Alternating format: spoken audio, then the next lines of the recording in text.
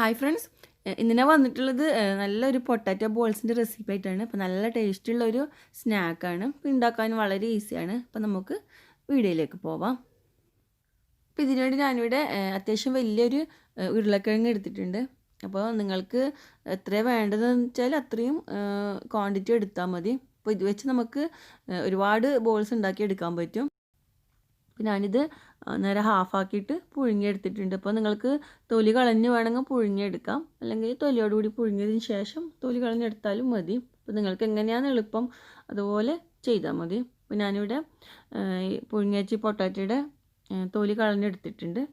നമുക്ക് നന്നായിട്ടൊന്ന് ഗ്രേറ്റ് ചെയ്തെടുക്കണം. ഞാനിവിടെ ഒരു ഗ്രേറ്റർ വെച്ച് നന്നായിട്ട് ഗ്രേറ്റ് ചെയ്തെടുക്കുന്നുണ്ട്. കട്ടയൊന്നും ഇല്ലാതെ ഗ്രേറ്റ് ചെയ്തെടുക്കണം.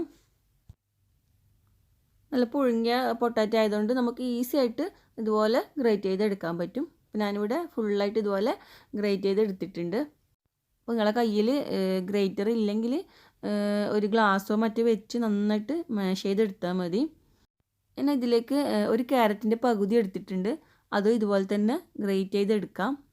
അപ്പം ഗ്രേറ്റർ ഇല്ലെങ്കിൽ നല്ല ഫൈനായിട്ട് അരിഞ്ഞെടുക്കണം. കാരണം നമ്മൾ എണ്ണയിലിട്ട് ഒരുപാട് സമയമൊന്നും കുക്ക് ചെയ്യില്ല. അപ്പോൾ പിന്നെ ക്യാരറ്റ് വേവില്ല.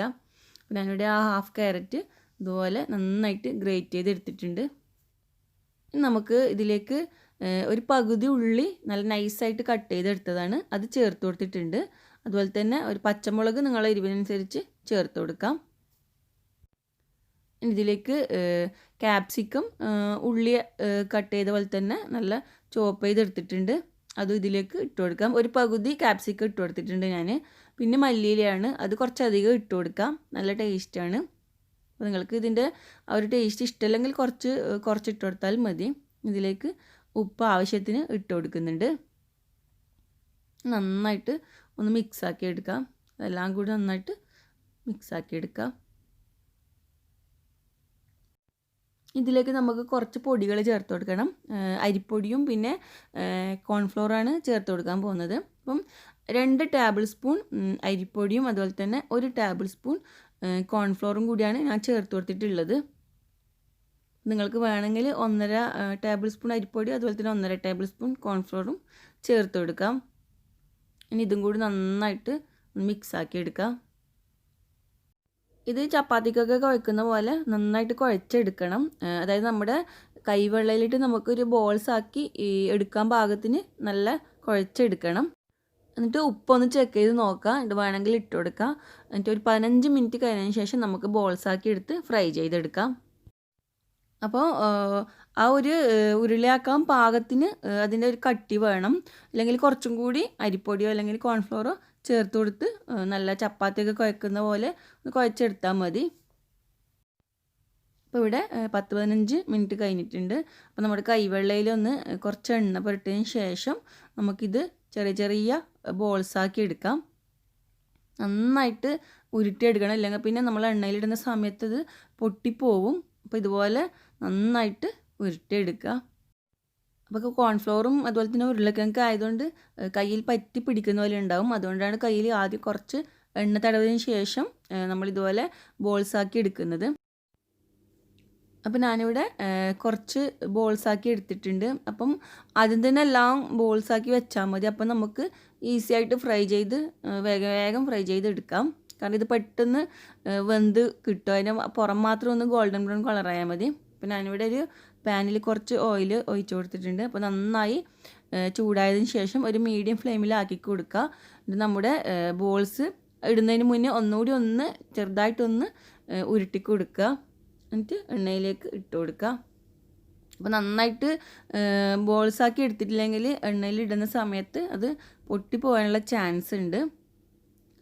അപ്പം ഫ്ലെയിം ഒരു മീഡിയത്തിലാക്കി വെക്കുക. അതിനുശേഷം ഇട്ട് കൊടുത്ത് ഒരു ഭാഗം മൊരിഞ്ഞതിന് ശേഷം അടുത്ത ഭാഗം കൂടി തിരിച്ചിട്ട് കൊടുത്ത് നന്നായിട്ട് പൊരിച്ചെടുക്കാം. അപ്പോൾ 2 ഭാഗവും നല്ല ഗോൾഡൻ ബ്രൗൺ കളറാവും. അപ്പോൾ അത്ര വരെ ഒന്ന് വെയിറ്റ് ചെയ്യുക. അതിനുശേഷം നമുക്ക് എണ്ണയിൽ നിന്ന് കോരി മാറ്റാം. ഇടയ്ക്കൊന്ന് തിരിച്ചിട്ട് കൊടുത്താൽ മതി. അതുപോലെ ഫ്ലെയിം ഒന്ന് ശ്രദ്ധിക്കുക, ഹൈ ഫ്ലെയിമിലാക്കരുത്, ഒരു മീഡിയം ഫ്ലെയിമിൽ ഇട്ട് കൊടുത്താൽ മതി. നമ്മുടെ ബോൾസ് ഇവിടെ റെഡി ആയിട്ടുണ്ട്. നമുക്കിത് കോരി മാറ്റാം.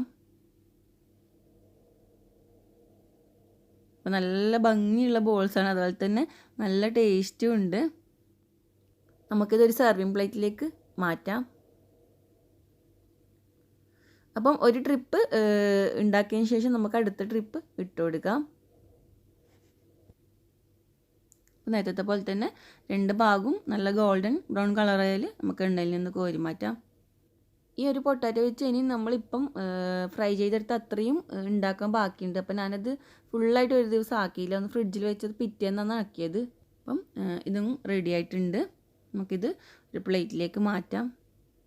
അപ്പോൾ നമ്മുടെ പൊട്ടാറ്റോ ബോൾസ് റെഡി ആയിട്ടുണ്ട്. അപ്പോൾ നല്ല ടേസ്റ്റാണ്, ഈസിയാണ്. അപ്പോൾ എല്ലാവരും ഇതുപോലെ ഒന്ന് ട്രൈ ചെയ്ത് നോക്കുക. അപ്പോൾ നിങ്ങൾക്ക് വീഡിയോ ഇഷ്ടപ്പെട്ടെങ്കിൽ ലൈക്ക് ചെയ്യുക, ഷെയർ ചെയ്യുക. അപ്പോൾ വീണ്ടും നല്ല നല്ല റെസിപ്പികളുമായി കാണാം. താങ്ക്